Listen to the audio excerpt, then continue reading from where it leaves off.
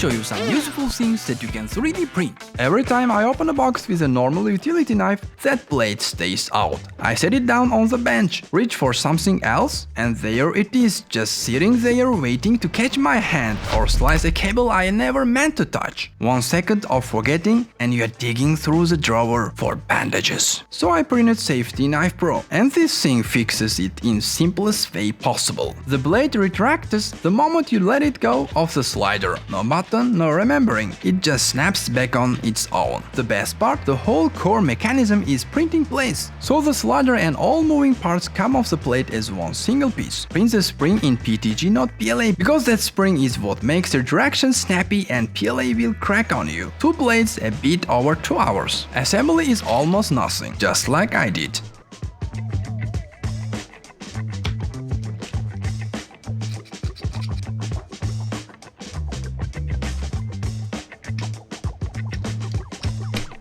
And the dial on the slider gives you 3 blade depths plus a safe block position for pocket carry. Watch this. Press, cut, release, gone. Cardboard, tape, packages, and that blade is never exposed 1 second longer than you actually need it.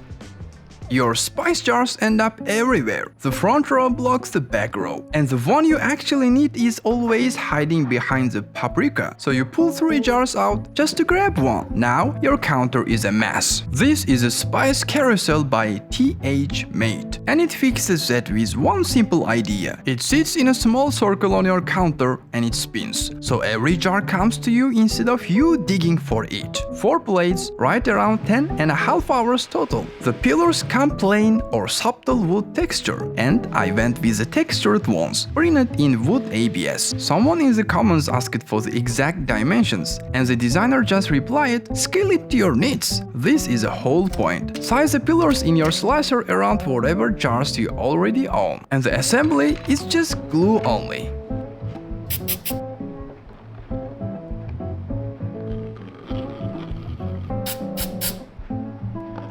For rotation, print the fully printable bearing linked on the model page at 94.44% and glue it underneath. Mine was stiff and gritty straight off the plate, but bit of silicone spray and it went buttery smooth. Then it started sliding around the counter every time I span it, so I designed my own TPU grip rings for the underside of the bearing. Now it stays planted and only the top turns. I liked it enough that I printed 2, one for spices and one for my supplements, because that shelf was honestly the bigger mess. 1 spin and it's right in front of you.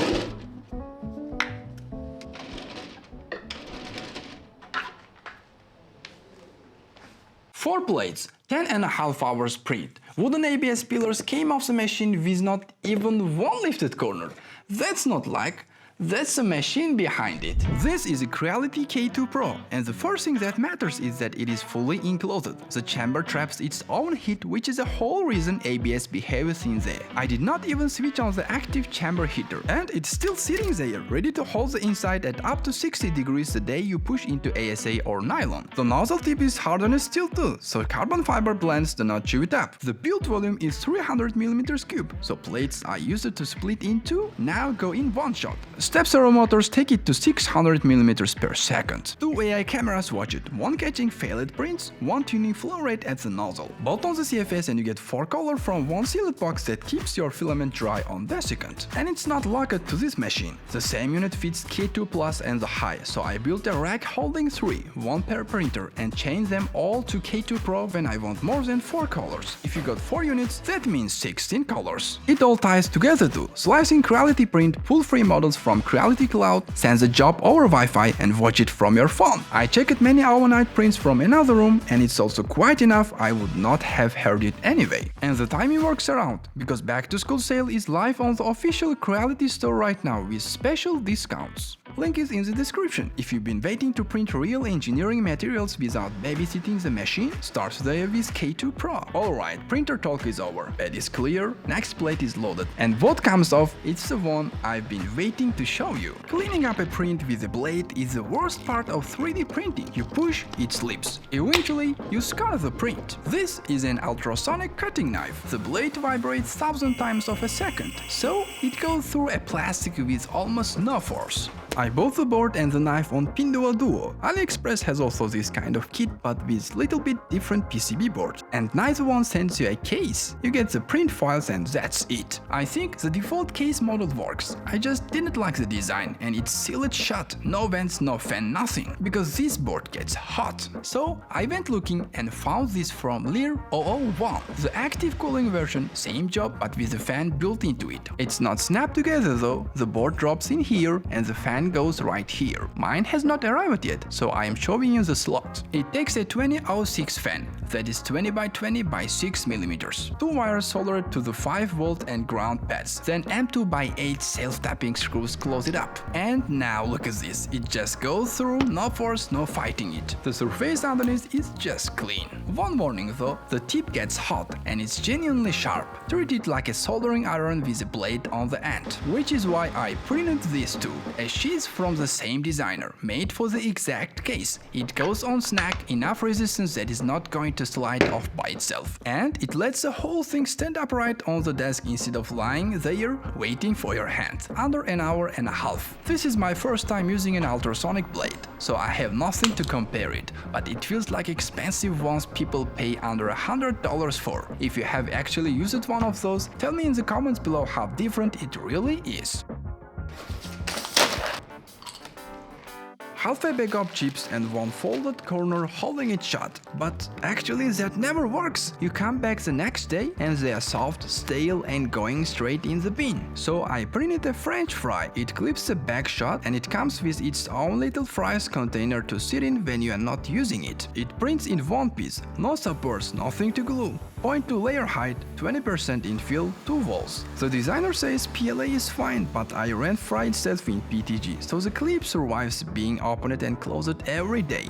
The clip profile runs about 45 minutes, and the fries cup takes a bit over an hour. If you want the full set, straight off the plate, it's ready. That is the whole assembly, and it actually holds. Bag stays sealed, chips stay crunchy, and it looks somebody dropped a fry on your counter and walked away.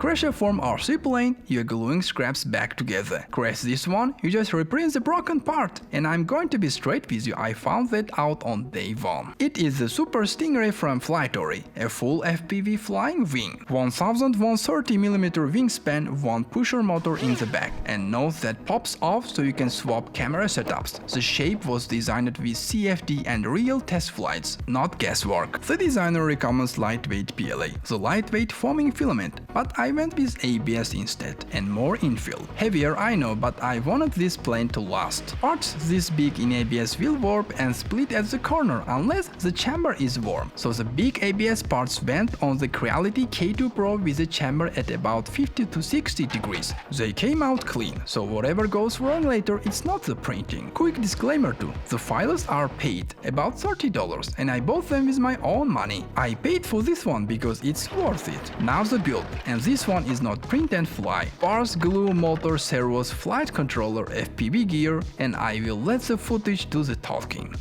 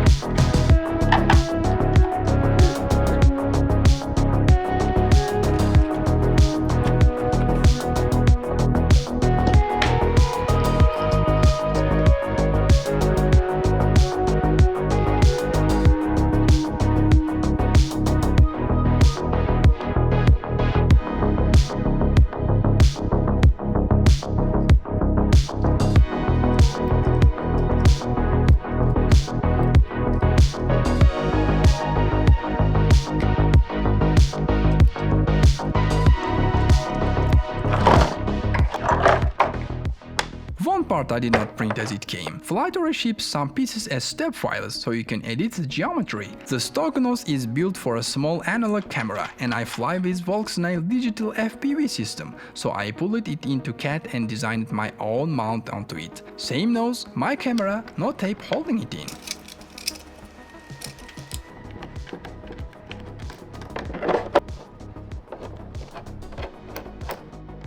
Before we launch, we need to talk about weight. The airframe on its own came out at 1600 grams. That is the ABS and the extra infill doing exactly what I asked them to do. Flight-Ori lists all up weight range as 10 to 2500 grams. With the battery in, mine sits at 2340 grams. Loaded and ready, right around 2500 grams. So I'm not over the limit. I'm sitting at the ceiling of it, and that matters, because the wing loading goes to the top of the range with it, and a heavy wing needs more speed before it will fly. That is also why I fitted a bigger motor than the recommended one. But bigger on paper means nothing. I wanted a real number, so I put it on the scale. Over 25 kilos of thrust, more than the whole plane weighs. On paper that is great, but I'm still nervous about the weight. But there is only one way to find out. Then came the launch. Here is the honest part. We're going to maiden flight for this Flight-Ori Stingray plane. It's not VTOL version, it's the simplest one. So everything is ready. So I think we can start fly.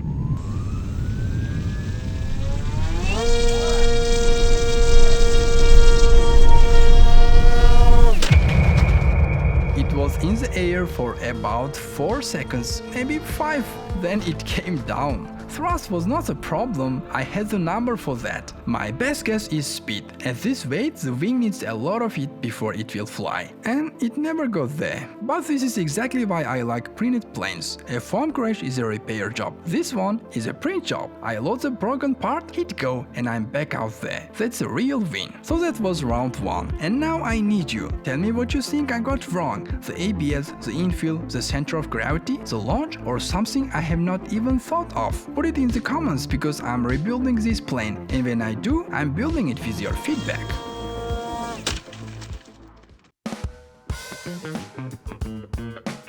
Push-ups straight on the floor, bend your wrists back to a flat 90 degrees. And after 2 or 3 sets, that's the part that quits first, not your chest. Push-up bars fix that. But why buy a set of them when your printer is sitting right there doing nothing? This is a push-up bars home gym by Imei Design, and the entire thing is printed. Sporty look, chunky bars, and it honestly comes out looking like real gym gear instead of a printed toy. The print is about as easy as it gets, no supports needed anywhere, and the grip lies flat on the plate on purpose, so the layer lines run along the bar instead of across it, which is exactly where the strength comes from. The grip and the base pads go in TPU for that soft, grippy feel. The designer's own profile is roughly 6 hours across 2 plates, nothing crazy. And the assembly is the part I liked most. No screws, no glue, not a single tool. The hard frame is what carries the load. Then the TPU grip goes on top, so your palm is not pressing straight onto rigid plastic, and the TPU base pushes in from below and locks onto the knobs. But here is my honest problem.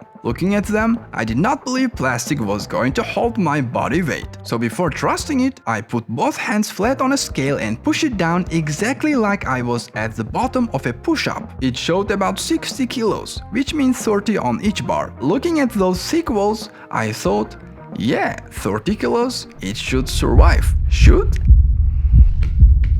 And with a decent amount of fear, I got on them. And I'm alive. They held. Wrists stay straight, you drop deeper at the bottom of every rep, and the whole thing stays planted. Big thanks to Imei Design on MakerWorld for sharing this one for free.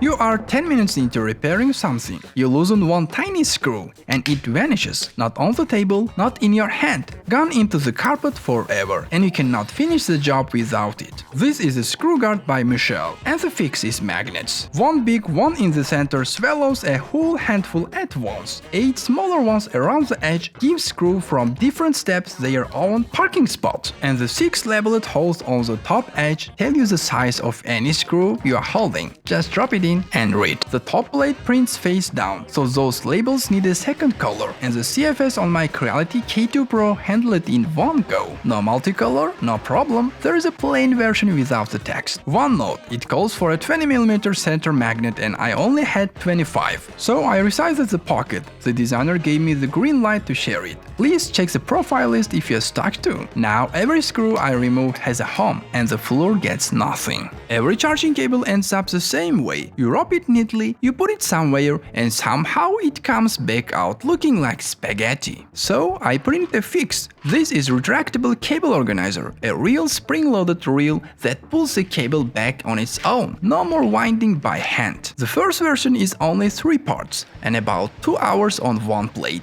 and the profile is already set up for minimal supports. The designer recommends PTG for the spring, and that works. But I went with polycarbonate. Stiffer and it resists creep way better, which is what matters for a spring that sits loaded all day. My K2 Pro printed it flawlessly, but one catch, I barely touched PC, so that spool was full of moisture and wet PC prints brittle. So I dried it in Creality's Space Pi X4. This thing hits 85 degrees, which is what you actually need for engineering filaments like PC, and it pulls the moisture out instead of just heating the spool. It runs 2 chambers independently, so I had PC drying on one side and something completely different on the other side at the same time. So when it comes to PC, dry it or do not bother printing it. Assembly is quick. Lay the cable evenly into the coil, drop the coil into the cover, then turn the spool in the direction marked on the top surface. Last step is a spring on the hex shaft, rotated past the groove so it sits preloaded. Now I had an idea. Stick it under the desk, pull the cable out when you need it, let go and it disappears. Sounded perfect, but it doesn't work. This thing winds both ends of the cable at once, so you have to pull the both sides evenly. Pull just one side and it tangles inside. Under desk you only grab one end, so the idea was that. The other thing is nothing holds the cable out once you pull it, so the designer made a second version, the one with a stop. Same design plus a ratchet and button. Pull it to the length you want and it locks there. Press the button and it snaps back in. Both can take cable up to 4.5mm thick and about 1.2 meters long, and textile cables glide way better than rubber ones. So it stays in the back instead of under the desk, and my cable never comes out as a knot again. Every fidget toy on your desk does the same 3 things: click, spin, slide, and you are bored with it in about 10 seconds. But this one runs on water. It is called Twisting Fountain, designed by Sector 7 Studios, and it's a fidget toy and physics lessons in the same part. The whole thing prints as one single piece. No supports, no brim, no glue. I ran it in PLA at 0.2mm layers. It comes off the plate already finished. Yes, there is no assembly at all. You just pour a little water into one side. Then you twist it. The water runs through a channel hidden inside the body, picks up speed as the channel narrows, and fires out the far end as real fountain jet. This is Bernoulli principle sitting on your desk. One print, 0 hardware, and you actually learn something while you play with it.